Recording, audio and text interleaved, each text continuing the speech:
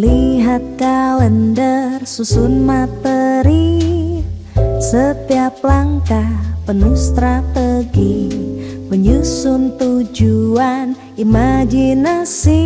Oh, rencana ini alur melodi untuk esok hari, semua untuk masa depan.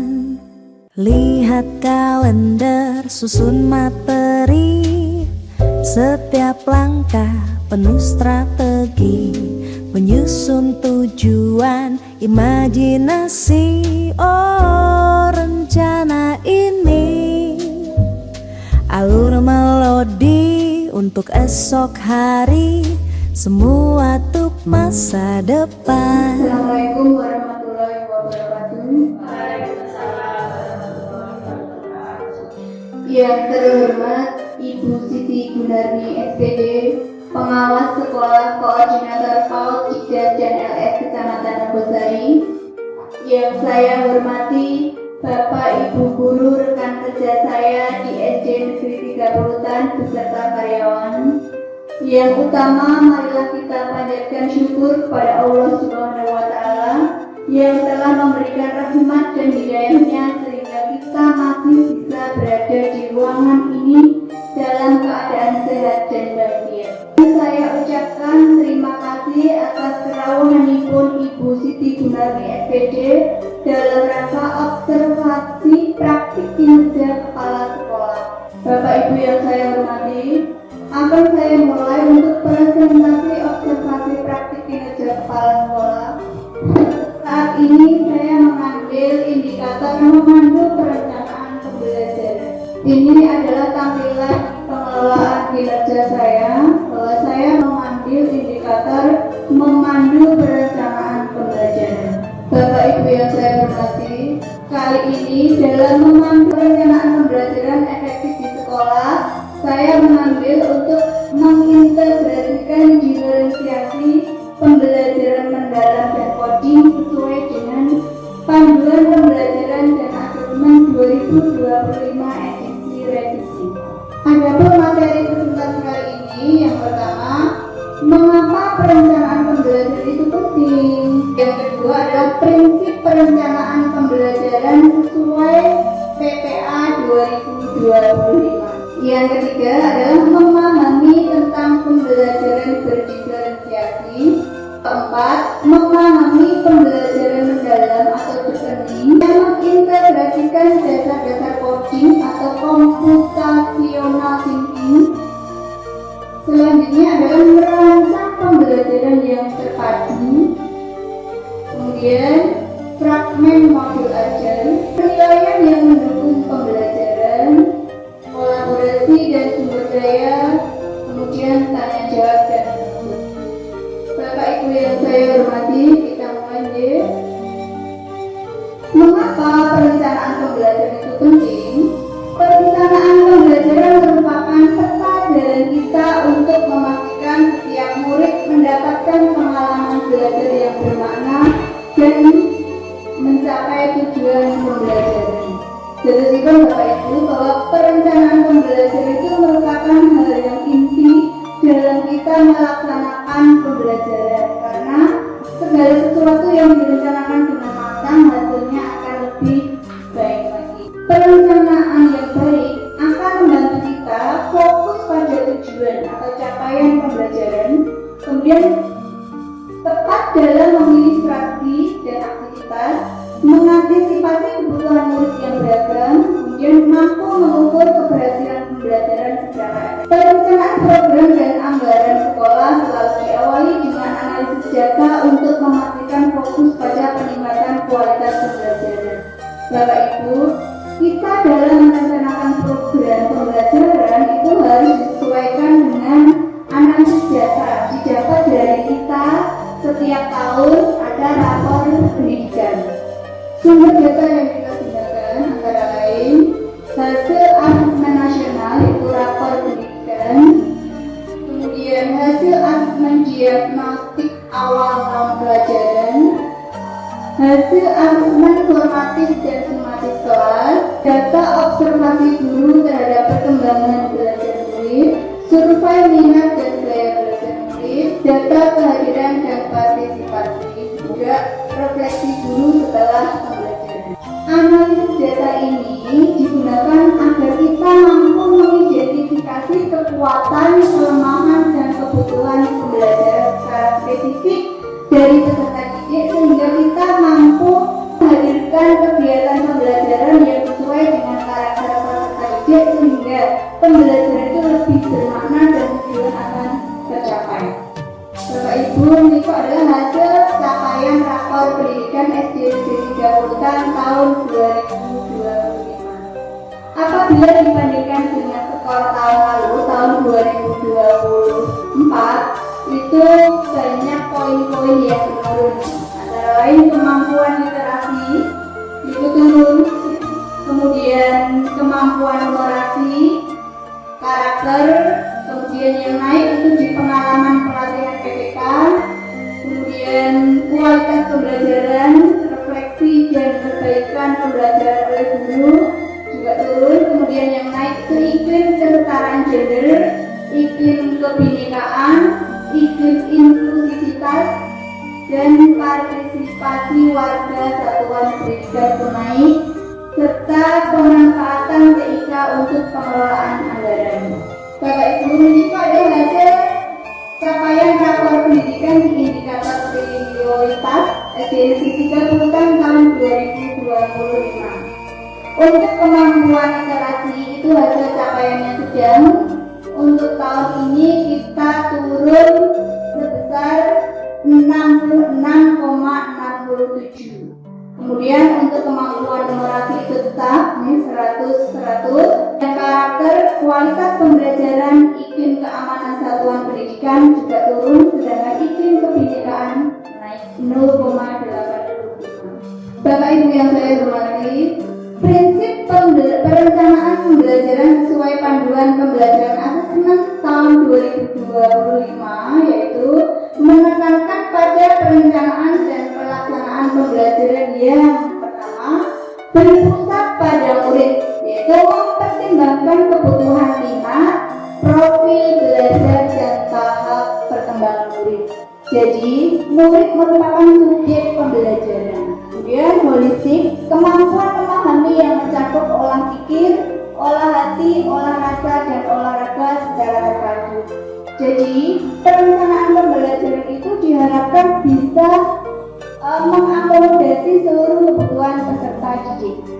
Kemudian pembelajaran mendalam fokus pada pemahaman konsep, penerapan analisis dan evaluasi keterampilan tingkat tinggi atau HOT, bukan sekadar hafal. Selanjutnya, asesmen sebagai bagian terpadu. Perencanaan asesmen dilakukan di awal atau diagnostik selama pembelajaran atau formatif dan akhir pembelajaran sumatif untuk memadukan serta menghasilkan perkembangan siswa sesuai dengan tujuan pembelajaran. Kemudian kontekstual dan bermakna, materi yang dikaitkan dengan kehidupan sehari-hari dan isu nyata membuat pembelajaran lebih relevan. Terusipun Bapak Ibu, dalam kegiatan pembelajaran, materi-materi yang diadakan atau istilahnya ada pada kegiatan pembelajaran itu sebaiknya dikaitkan dengan kehidupan nyata peserta didik. Kemudian bersifat fleksibel dan adaptif, kurikulum dan perangkat terbuka, modul terbuka disusun secara fleksibel, memungkinkan guru menyesuaikan dengan situasi kelas.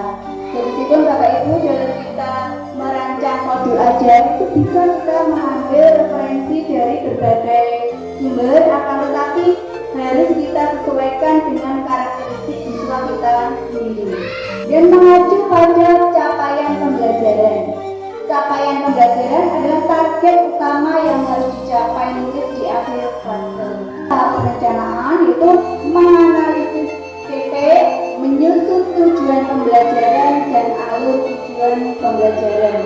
Kemudian merancang asesmen dan pembelajaran dengan mengembangkan modul ajar yang terintegrasi dengan teknologi dan sumber belajar digital. Meskipun Bapak Ibu awal pertama kita akan melakukan kegiatan pembelajaran itu kita harus memahami untuk tahap perencanaan. Yang pertama adalah menganalisis capaian pembelajaran terlebih dahulu, kemudian menyusun tujuan pembelajaran dan alur tujuan pembelajaran, kemudian merancang asesmen dan pembelajaran dengan mengembangkan model ajar yang terintegrasi. Kesadaran dan menyenangkan, menciptakan suasana belajar yang positif, memotivasi dan aman. Jadi Bapak Ibu, mari setiap kita melaksanakan kegiatan pembelajaran di kelas semaksimal mungkin, anak-anak kita itu merasa nyaman, senang, sehingga mereka akan mudah menerima materi yang dipelajari dan bisa mengaplikasikannya dalam kehidupan di masyarakat. Kemudian memahami pembelajaran berdiferensiasi. Pembelajaran berdiferensiasi untuk menyesuaikan proses pembelajaran di kelas, kita memenuhi kebutuhan belajar setiap murid. Ini menurut Tomlinson 2001. Jadi Bapak Ibu, pembelajaran berdiferensiasi adalah pembelajaran yang dilakukan guru dengan memperhatikan karakteristik peserta didik untuk memenuhi kebutuhannya, sehingga pembelajaran yang dialami itu menyenangkan, sehingga bermakna, sehingga tujuan yang ingin dicapai itu terrealisasikan. Mengapa pembelajaran diferensiasi itu penting? Pembelajaran diferensiasi itu penting karena di dalam setiap kelas itu terkadang kesiapan belajar murid itu berbeda. Jadi ada yang sudah siap, ada yang separuh-separuh, ada belajar yang unik, ada yang visual. Dia senang, dia akan memahami materi belajar dengan melihat.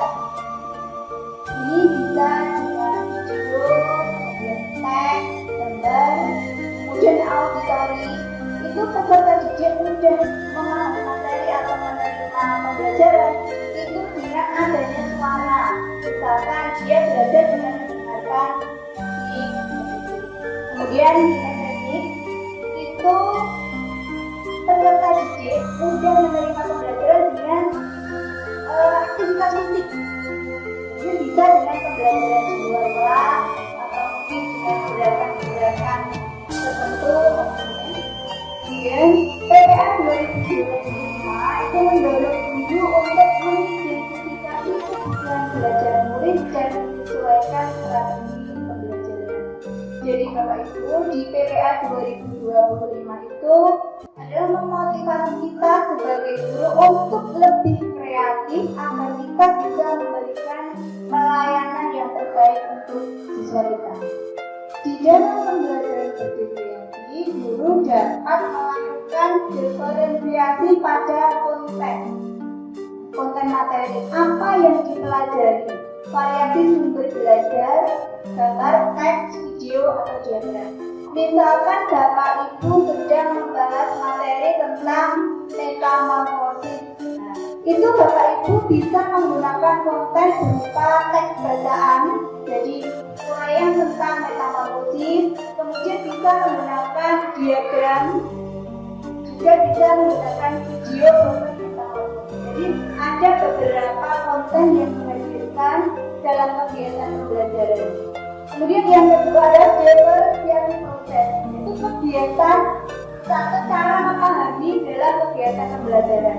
Terusipun Bapak Ibu dalam memberikan pembelajaran atau menyelenggarakan kegiatan pembelajaran itu ada beberapa cara menyampaikan materi pada siswa dengan berbagai cara. Misalkan anak-anak bisa dengan diskusi kelompok, kemudian bisa dengan dia mengeksplorasi sendiri di video. Kemudian bisa juga dengan membaca, kemudian jawab pertanyaan. Jadi anak-anak itu bisa melakukan beberapa aktivitas untuk memahami satu materi pembelajaran. Kemudian diferensiasi produk itu hasil atau bukti pemahaman. Misalkan produknya berupa laporan tertulis, bisa juga rekaman presentasi video, poster dan lainnya. Kemudian Bapak Ibu, lingkungan belajar. Lingkungan belajar itu merupakan hal yang penting agar proses pembelajaran itu bisa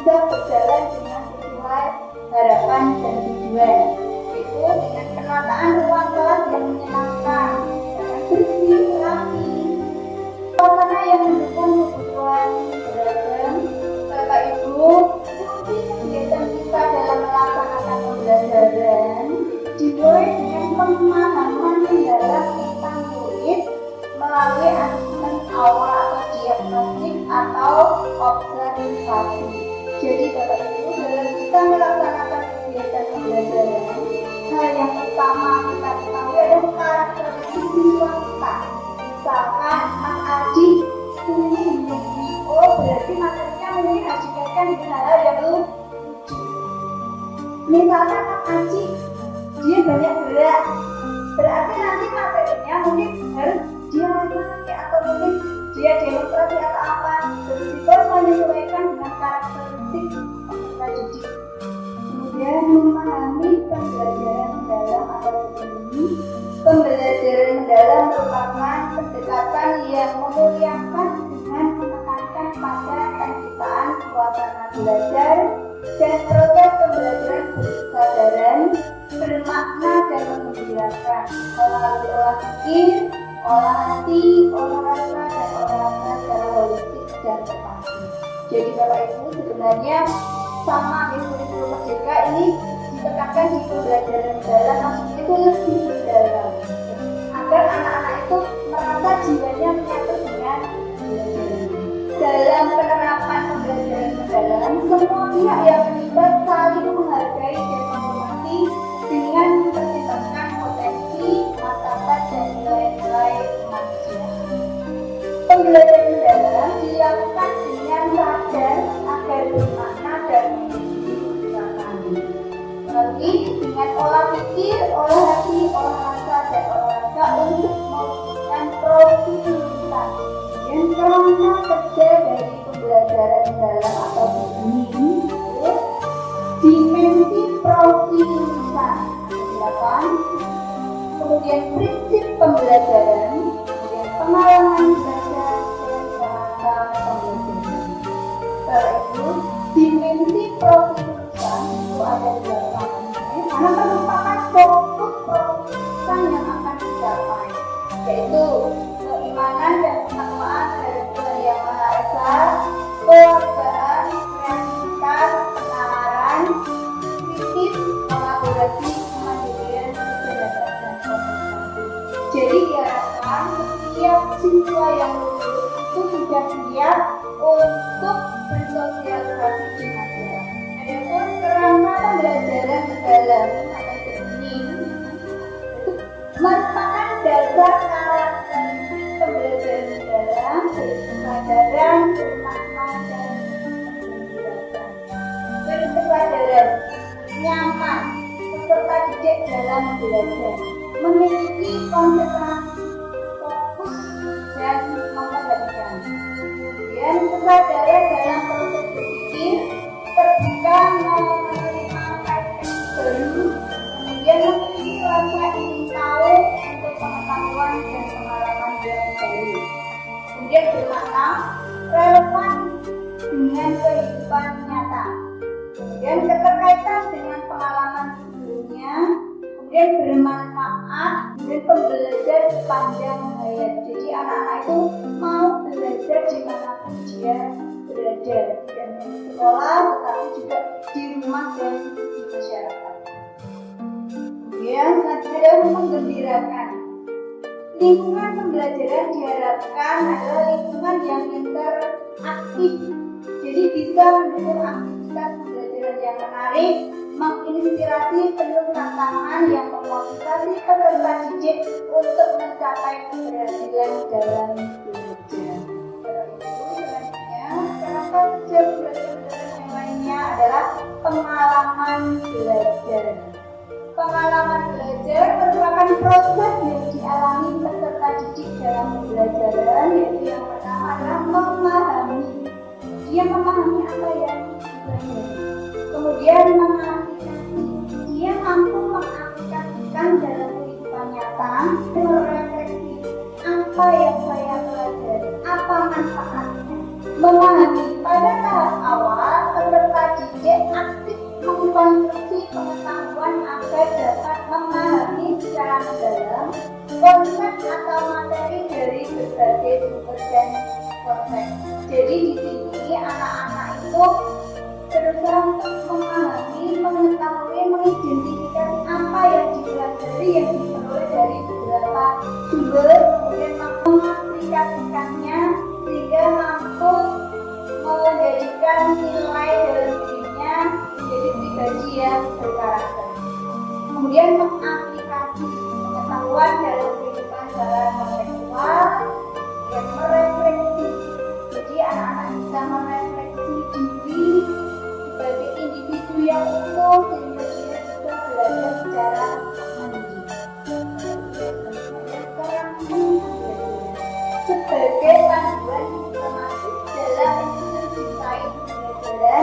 yaitu praktik pedagogis, kemitraan pembelajaran, lingkungan pembelajaran, dan pemanfaatan digital.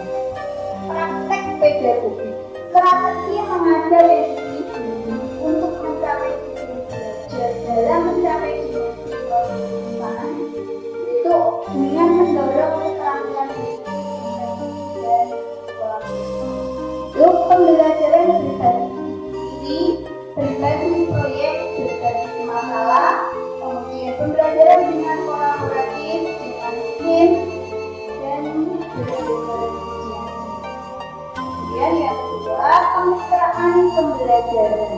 Di sini ada kemitraan yang dinamis antara guru, peserta didik, orang tua, dan komunitas serta mitra profesional.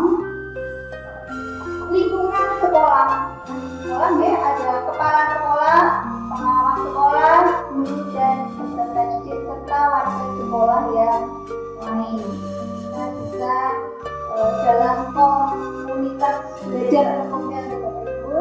Kemudian yang ketiga, lingkungan belajar, yaitu menekankan integrasi antara budaya belajar, ruang fisik dan ruang virtual untuk mendukung pembelajaran belajar.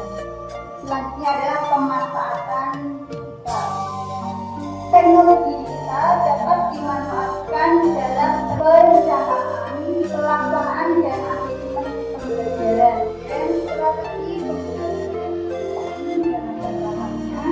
Gunakan pertanyaan pemanis essential question yang terbuka dalam setiap kita melakukan kegiatan belajar. Yang pertama, kita memantik siswa agar siswa itu benar-benar siap dalam belajar. Kemudian merancang proyek yang relevan dengan materi dan kebutuhan murid. Bapak Ibu dalam perjalanan belajar kan menggunakan modul. Jadi modul itu kita gunakan agar pembelajaran kita itu lebih terarah. Ya, ada fasilitas diskusi dan kita yang mendorong analisis. Terus Bapak Ibu dalam pembelajaran itu siswa sebagai subjek belajar. Kemudian hubungkan materi pelajaran dengan isu-isu aktual atau konteks lokal. Jadi dalam pembelajaran itu materi itu dikaitkan dengan keadaan nyata di kehidupan atau di lingkungan anak-anak sehingga pembelajaran itu lebih bermakna. Jadi anak-anak itu ingat, oh pelajaran ini nanti harus fokus. Kemudian berikan kesempatan murid untuk menerapkan konsep dalam situasi yang berbeda. Jadi anak-anak itu diberi waktu, diberi kesempatan untuk menerapkan konsep yang dipahami. Ajak murid melakukan refleksi terhadap proses belajar. Jadi setiap akhir pembelajaran, semoga Bapak Ibu anak-anak diajak untuk refleksi. Kita juga sebagai guru juga refleksi diri. Apa yang kita pelajari, apa yang sudah kamu tahu, apa yang belum kamu tahu, apa kesulitannya, seperti itu. Dan mengintegrasikan PM dengan dasar-dasar coding atau komputasional thinking. Itu coding itu apa? Bukan tentang menulis kode-kode yang rumit. Misalkan kita membuka laptop atau komputer atau apa, kan ada kode-kode yang sulit. Dan itu PhD. Akan tetapi berupa dekomposisi yang memecah masalah kompleks menjadi bagian-bagian yang lebih kecil. Misalkan di matematika A, B itu apa, atau A tambah B atau A kali B. Kemudian pengenalan pola, mencari kesamaan atau pola dalam masalah. Ini ada di penjurusan. Itu kan anak-anak membacakan, ini pernyataannya seperti ini seperti ini. Jadi anak-anak bisa berpikir yang benar yang mana. Misalkan ini ada bilangan 3, 5, 7, 9, 11, dan 12. Oh, berarti A-nya 3. Jadi 5 ini ditambah berapa? Oh, ditambah 2. Jadi itu ditambah 2. Berarti bilangan ini tambah 2, tambah 2. Kemudian algoritma, merancang langkah solusi secara logis dan logika. Bapak Ibu kemarin di observasi di kelas 2 itu ada next prosedur di Indonesia. Itu ada langkah-langkahnya. Membuat mie yang pertama itu apa? Ada seperti itu.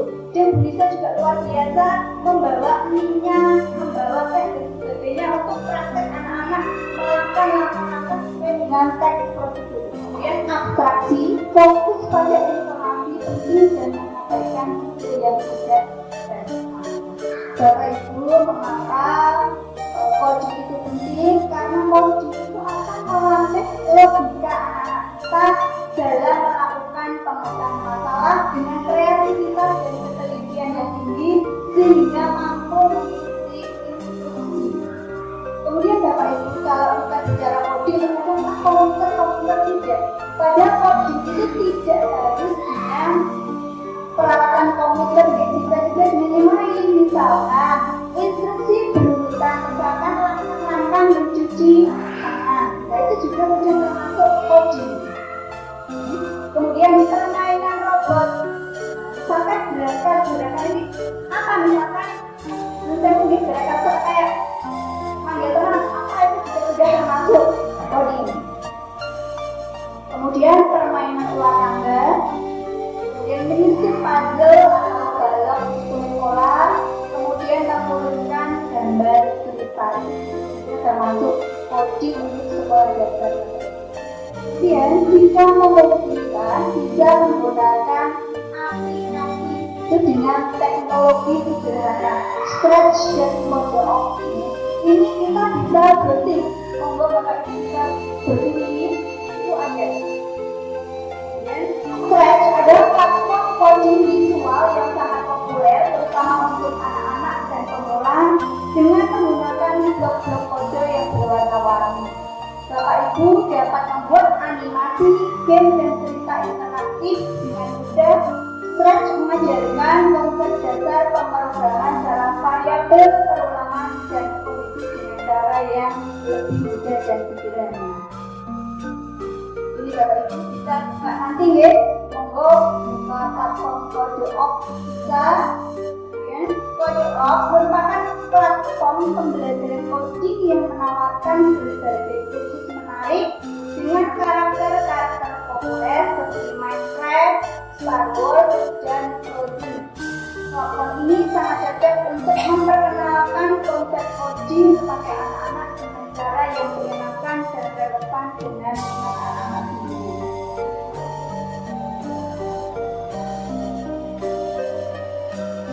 Bapak Ibu, untuk coding itu bisa diintegrasikan dengan mata pelajaran yang lain. Misalkan di bahasa Indonesia, mengurutkan gambar berjari hitam.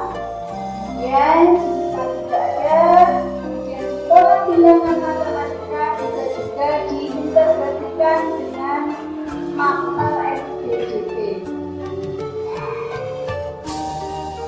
Bapak Ibu yang saya hormati, coding itu sesuai dengan program pemerintah tentang digitalisasi. Jadi anak-anak itu meskipun tidak diajarkan di rumah juga sudah bisa, semuanya sudah punya HP. Lantas dinas itu coding ML gitu ini sampai seperti itu.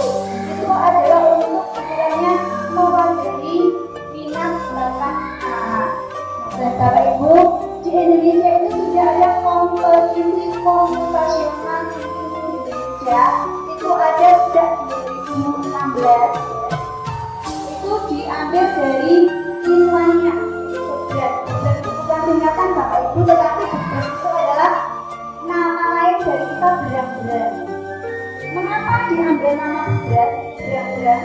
Karena berang-berang itu merupakan hewan yang memiliki ketelitian, kecerdasan, keuletan, sehingga diharapkan anak-anak itu cerdas, ulet, dan memiliki keterampilan yang beragam.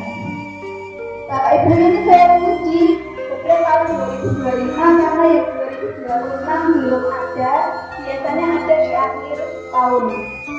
Kepres ini bisa kecil bagi anak-anak kelas 3 SD, kemudian siaga ini untuk anak-anak siswa kelas 4 sampai 6, kemudian untuk dalam siswa SMP, MTS, dan peserta SMA, MA atau SMK. Monggo Bapak Ibu nanti bisa dibuka ini http://kepres.go.id. Bapak Ibu, ini adalah salah satu contoh dalam tadi komputasional. Ini misalkan monggo Bapak Ibu kesana nggih, sebuah kereta memiliki 4 trailer untuk membawa balok-balok yang digambarkan sebagai titik lingkaran kecil. Trailer pertama, kedua, dan ketiga sudah dimuat dengan balok. Balok-balok tersebut disusun menurut aturan tertentu. Monggo Bapak Ibu dipirsani. Menurut Bapak Ibu, pilihan yang tepat untuk trailer keempat A, B, C, D. Yang A, alasannya apa?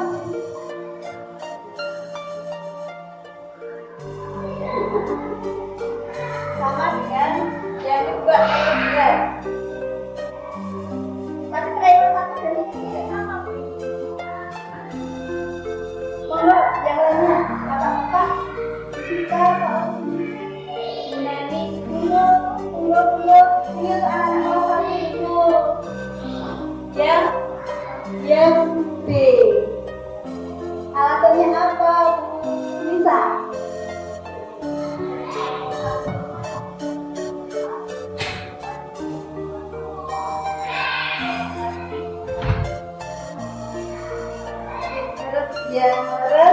Yang B itu dari atas itu sudah terlihat 4, 3, 2, kemudian 1, dan selanjutnya itu sudah tersusun dengan baik. Jadi Bapak Ibu perlu ya kita belajar coding, meskipun ini sebenarnya dilihat wah ya pertama sih bener sendiri juga pikir-pikir ya. Nah sekarang ini Bapak Ibu nama ninja ya tadi itu kan si berang-berang itu merupakan hewan yang cerdik, ulet, rajin ya. Si berang-berang ini menjadi ninja dan menemukan namanya.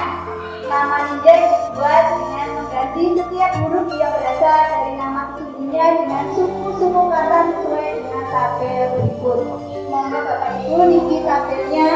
Ya, kemudian silakan berbras memiliki nama ninja Titikari. Nah, tantangannya monggo Bapak Ibu. Jika nama ninjanya adalah Zukamomori, siapa namanya yang sesungguhnya? Zu. Siapa? Terus apa ninja kau? Ya, Bapak Ibu. Jadi dari sini kita bisa melihat ya, kita bisa melihat ternyata computational thinking itu tidak seperti bayangan kita rumus-rumus yang rumit, karena bisa kita sesuaikan dengan peserta didik kita. Misalkan kelas 1, 2, sampai kelas 6 kita bisa memilih dengan membuka tadi. Kemudian Bapak Ibu ada langkah merancang pembelajaran yang tepat dulu, yaitu pahami capaian pembelajaran dan tentukan tujuan pembelajaran. Apa toh kompetensi esensial yang ingin dicapai? Dan kenali murid kita. Lakukan asesmen awal minat, kesiapan, profil belajar untuk dasar kita melakukan pembelajaran berdiferensiasi. Kemudian rancang aktivitas pembelajaran agar pembelajaran itu menarik. Apa yang harus kita lakukan sebelum pembelajaran ini dimulai? Ya, rancang aktivitas inti pembelajaran mendalam menggunakan strategi KPM, diri, kemudian pertanyaan tematik. Kemudian diferensiasi bisa menyiapkan konten, proses, dan juga prosedur. Integrasi coding, masukkan unsur berpikir komputasional, misalkan menghubungkan, menghurufkan, dan lain-lain. Rancang aktivitas penutup. Sebelum pembelajaran selesai, itu usahakan ada refleksi. Kemudian merangkum bersama. Tidak anak-anak yang merangkum, tidak guru yang merangkum atau tak guru yang merangkum, tetapi kita merangkum bersama-sama. Anak-anak itu baru kita bahas bersama. Kemudian melakukan tentang kembali. Yang pertama, siapkan sumber belajar. Sumber belajar yang digunakan itu bervariasi sehingga anak-anak tidak merasa jenuh. Kemudian yang kedua, rencanakan asesmen. Tetapi selama proses dan semakin di akhir pembelajaran disesuaikan dengan diferensiasi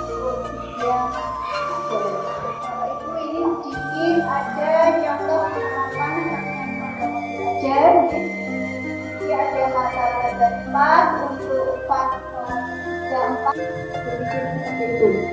Jadi eksplorasinya dari konten, murid memilih mempelajari siklus air dari gambar atau video, atau mungkin siklus di buku-buku dari buku cerita atau observasi jika ada. Kemudian jika tidak proses, murid bekerja secara individu atau kelompok kecil dalam menyusun gambar terhadap siklus atau bermain peran terhadap siklus. Kemudian integrasi coding, murid menyusun kartu gambar atau kartu kunci sesuai urutan yang benar. Murid memberi instruksi kepada teman untuk memperagakan siklus apa, tahapan apa yang dia peroleh. Kemudian di penguatan bisa dilakukan dengan diskusi kelas, klarifikasi konsep, dan produk. Itu adalah produk yang dihasilkan saat pembelajaran, bisa berupa cerita bergambar tentang siklus. Jadi misalkan dari telur, kemudian menjadi lava dan sebagainya. Kemudian bisa juga nanti setelah ada diskusi kecil itu dilakukan presentasi. Dan yang mendukung pada pembelajaran yaitu sudah mengatur di PPA 2025 itu fokus pada asesmen formatif untuk perbaikan pembelajaran. Dan bisa juga dilakukan di awal untuk mengidentifikasi kebutuhan murid. Dan asesmen formatif yaitu selama pembelajaran, observasi partisipasi dan unjuk kerja, dan pertanyaan lisan dan cek pemahaman, dan umpan balik saat aktivitas dan penilaian. Dan asesmen sumatif di akhir pembelajaran bisa mengukur pencapaian tujuan pembelajaran. Dari kegiatan pembelajaran itu jenis sudah tercapai atau belum. Kemudian bentuknya bervariasi sesuai dengan diferensiasi tadi yang dilakukan, bisa proyek, tidak bekerja, catat portofolio, dan Bapak Ibu di sini penting untuk menggunakan hasil asesmen dalam merefleksikan efektivitas pembelajaran dan merencanakan pembelajaran.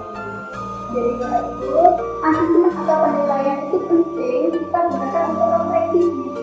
Refleksi kegiatan pembelajaran apakah sudah dicapai dengan tujuan yang telah direncanakan atau belum, sehingga kita bisa melakukan tindak lanjut untuk kedepannya.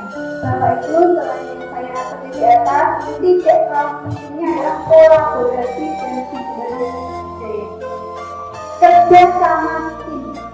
Diskusikan rancangan pembelajaran dengan bertanggung jawab isu dan sederhana, motivasi baik dan sinergi.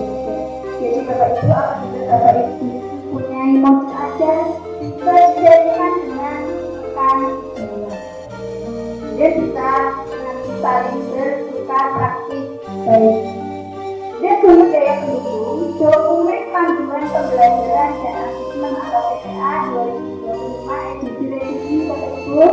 Kemudian pembelajaran mendalam menuju pendidikan untuk semua tahun 2025. Kemudian pembelajaran politik dan kecerdasan artifisial pada pendidikan dasar dan menengah 2025 juga bisa menggunakan platform ruang GTK, buku teks, dan buku panduan guru juga internet sebagai referensi.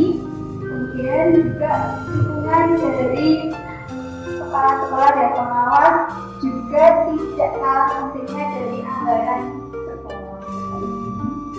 Mari kita belajar bersama untuk menciptakan pendidikan yang terbaik yang sesuai dengan karakter peserta didik, sehingga nanti anak-anak yang lulus dari sekolah kita ini sudah bisa mandiri di masyarakat.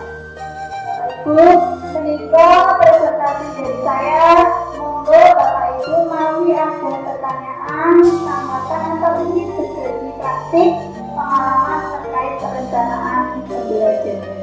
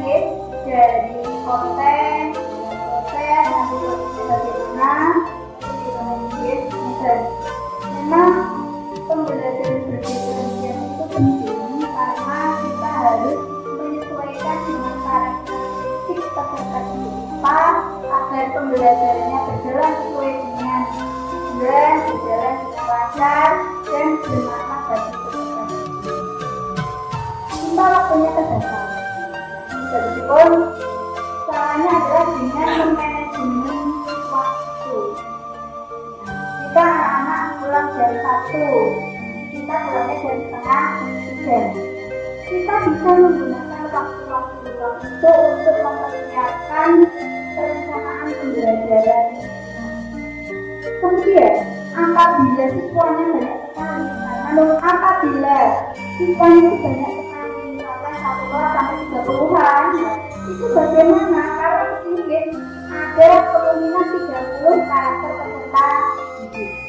Itu untuk menyikapinya adalah kita ambil yang misalkan jaminannya adalah gaya belajar kinestetik. Nanti kita akan kegiatan pembelajaran itu dengan model kinestetik. Misalkan tadi untuk konten Y itu bisa dengan pembelajaran di luar kelas atau mungkin observasi. Jadi misalkan untuk tadi metamorfosis, misalkan anak-anak didahului tersebut bagaimana pandai-pandainya kita itu mengatur waktu, kemudian juga berkolaborasi dengan teman sejawat. Jadi misalkan nanti saat pembelajaran ada teman kita yang tidak ada kelas, nanti bisa membantu kita dalam melaksanakan kegiatan pembelajaran bersama.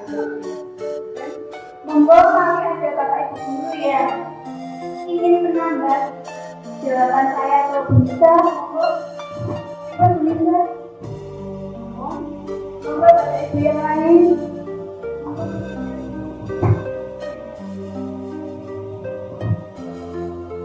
Izin bertanya Ibu, tadi kan pembelajaran diferensiasi sudah dijelaskan, macamnya itu ada, kalau nggak salah ada 3, ada pembelajaran diferensiasi konten, kemudian proses, dan juga produk.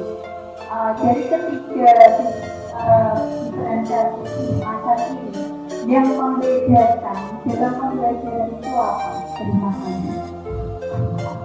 Matur suwun Pak. Jadi dalam pembelajaran diferensiasi itu ada yang diferensiasi konten. Konten itu apa yang dipelajari? Jadi materinya sama, tetapi bentuknya berbeda. Misalkan ya tadi saya sudah atur di misalkan metamorfosis hewan, misalkan kuku. Yang pertama itu menyajikan teks bacaan. Nah, jadi di situ ada deskripsi apa tantangannya, bagaimana itu berupa teks. Kemudian yang kedua bisa berupa diagram. Jadi misalkan gambar telur, lava, tupa, imago dan sebagainya. Bisa atau kemudian dengan video.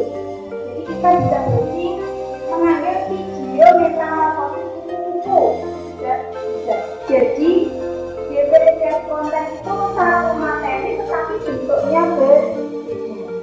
Jadi bisa teks, bisa gambar atau diagram, bisa video. Kemudian bisa juga dari observasi, misalnya dari bulat, kemudian bulat, kemudian pompong, sebagainya. Atau misalkan bawa telur bulat atau bulatnya nanti dipakai di botol, daun. Kemudian untuk proses diferensiasi proses itu adalah kegiatan dalam menyampaikan materi tadi. Nah, misalkan ada siswa yang benar-benar sudah cerdas mandiri, itu dia bisa belajar secara mandiri tanpa bimbingan. Bisa, hanya kita memfasilitasi saja. Bisa, misalkan dia browsing sendiri, kemudian bisa belajar sendiri, atau mungkin melalui diskusi kecil. Diskusi anak-anak itu, kemudian tentang metamorfosis dia bisa menggambar orangnya seperti ini. Bisa. Selain itu misalkan dengan melihat video. Nah, melihat video itu dia bisa bereksperimen. Misalkan, ini kayak ini loh, aku tak jadi telur. Dan nanti bisa bermain peran atau demonstrasi. Tersebut untuk proses itu adalah kegiatan yang dilakukan dalam pembelajaran itu dalam memahami materi atau menyampaikan materi yang akan dipelajari. Kemudian untuk diferensiasi bisa berbeda. Misalkan ya, tadi yang teks deskripsi, dia akan misalkan sama sebenarnya, tujuannya sama, itu memahami tentang metamorfosis umum. Tadi yang teks, dia akan dari teks yang dia baca, dia akan bisa menyadur atau meringkas, oh ini seperti ini misalnya, jadi itu satu seperti laporan ya. Kemudian yang kedua, dia membuat diagram tabel tidak bisa. Kemudian yang selanjutnya itu bisa, misalkan dia itu kreatif, itu bisa langsung observasi, misalkan punya ular lagi dari ini, dari dua, hari ketiga, dari situ perbedaannya itu di konten itu materinya sama, tapi bentuk penyampaiannya berbeda. Sedangkan proses itu cara menyampaikannya berbeda pada materi yang sama. Kemudian untuk produk hasilnya berbeda, tetapi materi yang dipelajari tadi sama. Monggo Bapak Ibu. Assalamualaikum warahmatullahi wabarakatuh.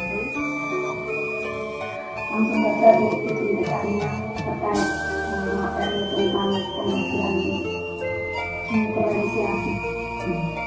Tadi sudah dijelaskan secara lengkap, secara jelas. Untuk pertanyaan saya adalah apakah materi dari diferensiasi itu harus diterapkan pada sub atau pada setiap materi pembelajaran. Terima kasih. Wassalamualaikum warahmatullahi wabarakatuh. Matur mengenai apakah pembelajaran berdiferensiasi itu harus diterapkan di semua bab, betul gitu ya? Ada Bapak Ibu, pembelajaran berdiferensiasi itu merupakan pembelajaran yang digunakan agar anak-anak itu tidak jenuh, agar sesuai dengan karakteristiknya sendiri ya. Tetapi tidak semua bab itu harus berdiferensiasi. Kita harus menyelaraskan, oh materinya ini, oh anak-anak saya itu materinya ini bisa ini sudah selesai. Itu model-model tidak harus dengan berdiferensiasi, tetapi sebelum kita memutuskan memakai diferensiasi atau tidak, kita lebih memahami lagi, lebih mengidentifikasi lagi materi apa yang nanti akan kita sampaikan kepada anak kita, sehingga metode pembelajaran yang kita gunakan dan pembelajaran itu akan bermanfaat dan anak-anak mendapatkan ilmu dan mengenal diri tersebut bermakna. Monggo Bapak Ibu yang mau menambahkan, di sini kita berbagi ya Bapak Ibu, monggo mungkin tadi mengajukan tanggapan atau mungkin pertanyaan Bapak Ibu. Sampun, mari sampun. Bapak Ibu, kita sudah masuk sangat banyak sekali bahwa perencanaan pembelajaran yang efektif adalah fungsi pembelajaran yang bermakna bagi murid. Jadi apa yang kita hasilkan dari kegiatan pembelajaran itu ditentukan dengan perencanaan pembelajaran yang telah kita susun sebelumnya. Dengan mari Bapak Ibu kita terapkan prinsip panduan pembelajaran dan aksi 2025 dengan mengintegrasikan strategi diferensiasi pembelajaran mendalam dan berpikir komputasional, sehingga anak-anak kita bisa memperoleh pembelajaran secara menyenangkan, secara terus-menerus dan bermakna, sehingga akan teringat selama. Kemudian tadi berpikir komputasional, monggo Bapak Ibu kita usahakan dalam pembelajaran menggunakan media yang anak-anak sukai, sehingga akan lebih termotivasi dalam belajar. Monggo Bapak Ibu kita mulai dari langkah kecil, terus belajar dan berkolaborasi, insya Allah tujuan akan tercapai dan membawa kebaikan untuk satuan pendidikan kita. Banyak pola matur, banyak kesalahan, mohon maaf. Assalamualaikum warahmatullahi wabarakatuh.